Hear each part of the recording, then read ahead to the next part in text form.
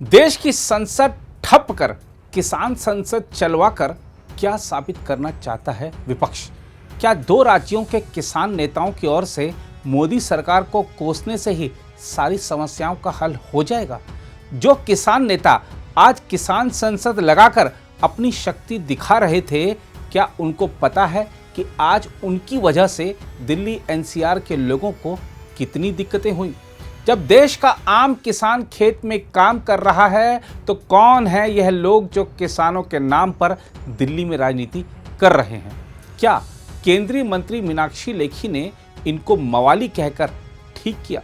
आज की इस रिपोर्ट में इन मुद्दों पर तो बात करेंगे ही, साथ ही जानेंगे भारत और उसके आसपास कैसी है इस समय कोरोना की स्थिति।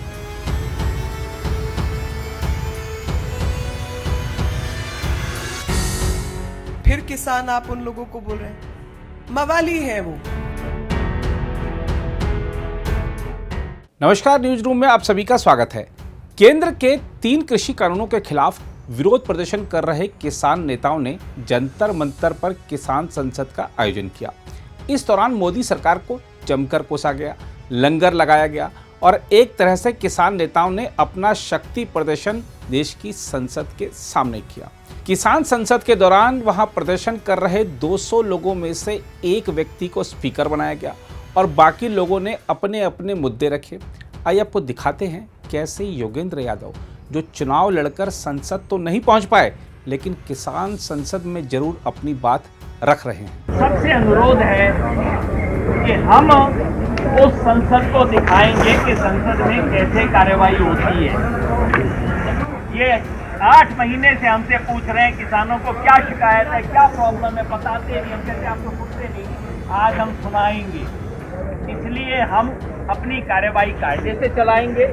इन 6 लोगों में से एक साथी स्पीकर, एक साथी डिप्टी स्पीकर बनेगा 1 घंटे के लिए, वो कार्यवाही चलाएंगे।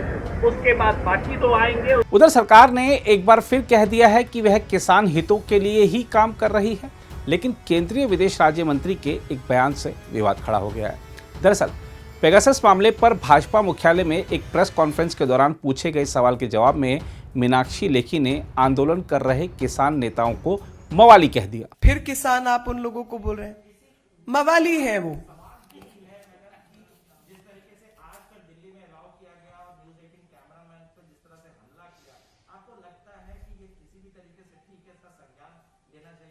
इसका संज्ञान भी लेना चाहिए। ये क्रिमिनल एक्ट्स हैं, ये आपराधिक गतिविधियां हैं और जो कुछ 26 जनवरी को हुआ वो भी शर्मनाक था, आपराधिक गतिविधियां थी और उसमें विपक्ष द्वारा ऐसी चीजों को बढ़ावा दिया गया। देखिए, पहली बात तो आप उन लोगों को किसान कहना बंद कीजिए, क्योंकि वो किसान नहीं है। वही षड्यंत्रकारी लोगों के हथे चढ़े हुए कुछ लोग हैं जो कि लगातार किसानों के नाम पर ये हरकतें कर रहे हैं। किसान के पास समय नहीं है जंतर मंतर आके बैठने का, वो अपने खेत में काम कर रहा है।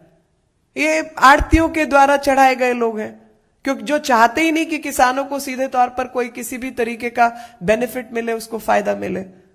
और किसी भी न्यूज एजेंसी या मीडिया को रोकने का प्रयास करना तो सबसे ज्यादा लोकतंत्र के खिलाफ है। और यही लोग हैं जो लोकतंत्र की दुहाई देते हैं, चाहे वो इस तरीके के चीजें हो, इकोसिस्टम खड़े करने की, या बाकी लोगों के लाभ के लिए कोई और नए कानून लाने की बात हो। आइए अब जरा कोरोना के हालात पर नजर डालते हैं। कोरोना वायरस के प्रकोप ने दक्षिण एशिया के कई देशों में स्थिति को बहुत ही विकट बना दिया है, जिसमें इंडोनेशिया ने अपना समूचा ऑक्सीजन उत्पादन चिकित्सा उपयोग में झोंक दिया है। मलेशिया में रोगियों से खचाखच भरे अस्पतालों में मरीजों को जमीन पर लेटाकर उपचार करना पड़ रहा है तथा म्यांमार के सबसे बड़े शहर में मौत के मामले बढ़ने से कब्रिस्तान में दिन रात शव दफनाए जा रहे हैं। देखा जाए तो इस समूचे क्षेत्र में संक्रमण के नए मामले बढ़ने के साथ साथ मौत का आंकड़ा भी तेजी से बढ़ रहा है।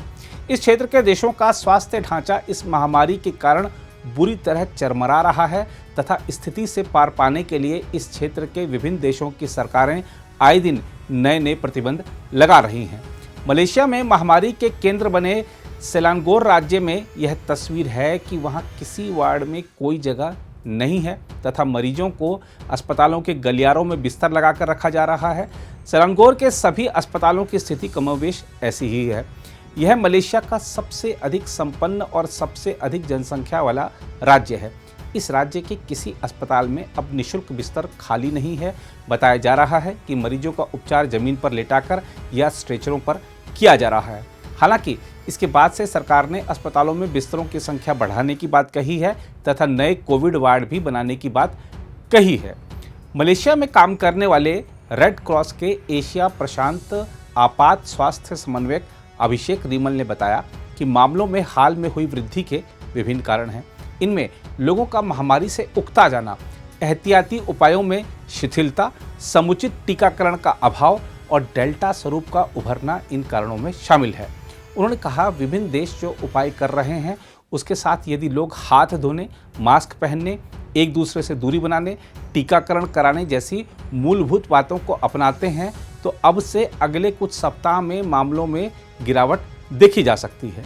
मलेशिया में राष्ट्रीय लॉकडाउन के उपाय से अभी तक संक्रमण के दैनिक मामलों में कमी लाने में सहायता नहीं मिल पाई है।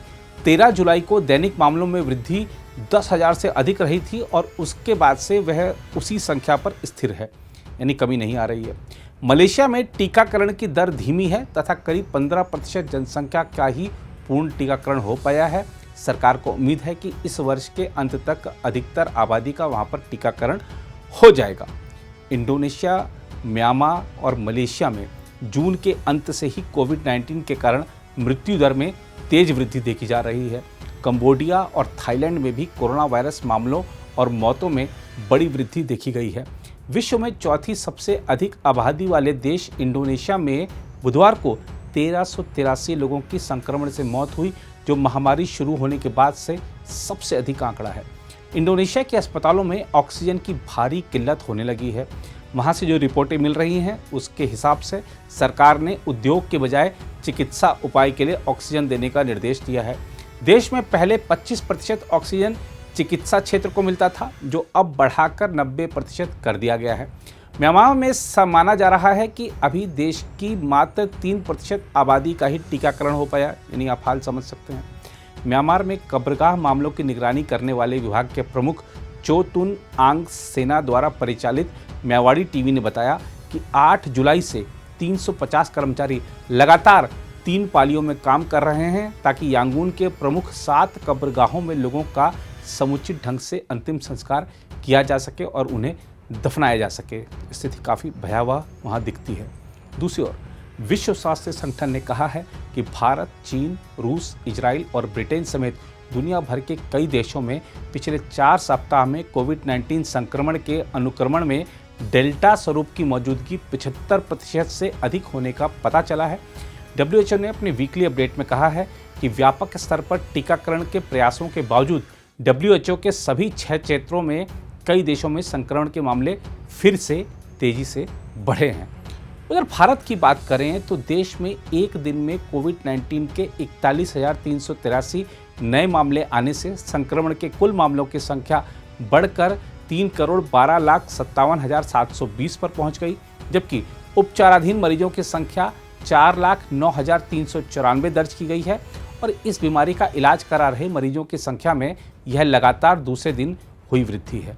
केंद्रीय स्वास्थ्य मंत्रालय के गुरुवार सुबह 8 बजे तक के आंकड़ों के अनुसार देश में 507 और लोगों के जान गंवाने से मृतकों की संख्या बढ़कर 4,18,987 हो गई है। इसमें सरकार ने उन खबरों का खंडन किया है जिसमें आरोप लगाया गया है कि भारत में कोविड-19 से मरने वाले लोगों की गणना काफ़ी कम की गई है। सरकार ने कहा है कि खबरों में यह माना गया है कि सभी अतिरिक्त मौतें कोविड-19 की वजह से हुई, जो तथ्यों पर आधारित नहीं हैं और पूरी तरह गलत हैं। केंद्रीय स्वास्थ्य मंत्रालय ने कहा है कि भारत में मजबूत और कानून पर आधारित मौत पंजीकरण व्यवस्था को देखते हुए संक्रामक रोग और उसके प्रबंधन के सिद्धांतों के अनुसार ऐसा हो सकता है कि कुछ संक्रमण के मामलों का पता न चले, लेकिन मौतों का पता न चलने की गुंजाइश बिल्कुल नहीं है। राज्यसभा में दिए बयान में केंद्रीय स्वास्थ्य मंत्री मनसुख मंडाविया ने भी कहा है कि कोविड-19 से होने वाली मौतों को छिपाने के जो आरोप हैं वो गलत हैं उन्होंने कहा है कि केंद्र सरकार केवल राज्य सरकारों द्वारा भेजे गए आंकड़ों का संग्रह और उन्हें प्रकाशित करती है। इसके साथ ही भारत में कोविड-19 के सामने आ रहे नए मामलों में SARS-CoV-2 वायरस के डेल्टा स्वरूप का प्रभुत्व बरकरार दिख रहा है, जबकि वायरस के अन्य स्वरूपों से संक्रमण की दर में कमी आ रही है। यह जानकारी सरकार की भारतीय SARS-CoV-2 जीनोमिक्स कंसोर्टियम ने दी, जो देश में कोरोना वायरस के जीनोम सीक्वेंसिंग के कार्य में शामिल है।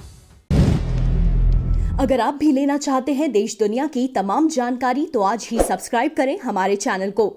साथ ही नीचे दिए बेल आइकन को जरूर दबाएं ताकि हर अपडेट आप तक पहुंच सके।